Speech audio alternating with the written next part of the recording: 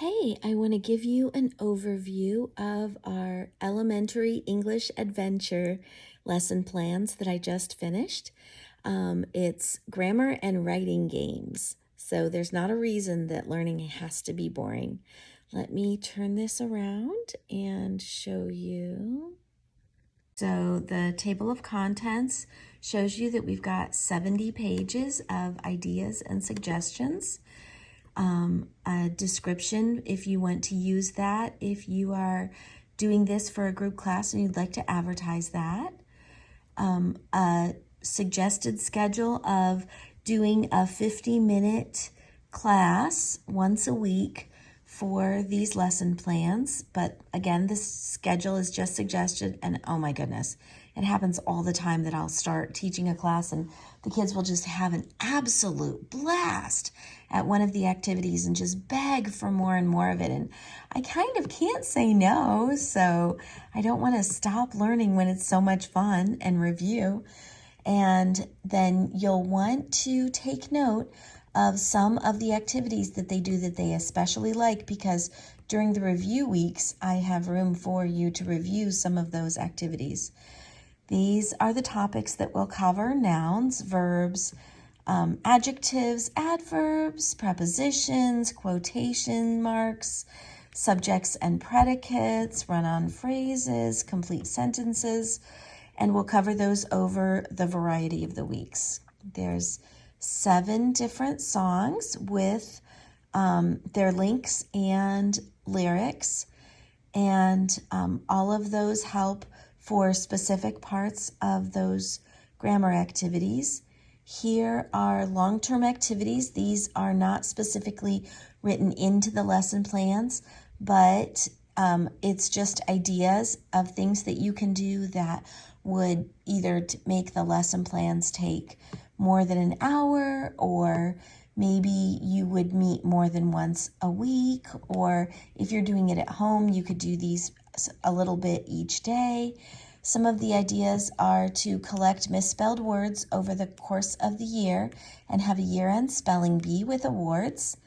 You can start each class with a different student telling a funny story and teach them storytelling techniques: eye contact, hand gestures, voice variation, maybe doing different voices for different people in the story, or make your voice go faster if it's something exciting, make your voice go slower if it's something sad, and maybe acting part of it out.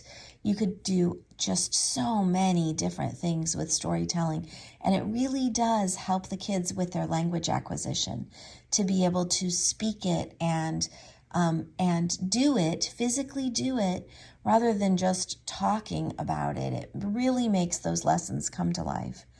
You can take note of when the students reach proficiency in that particular grammatical concept, so that they can be the teacher for the station rotation game.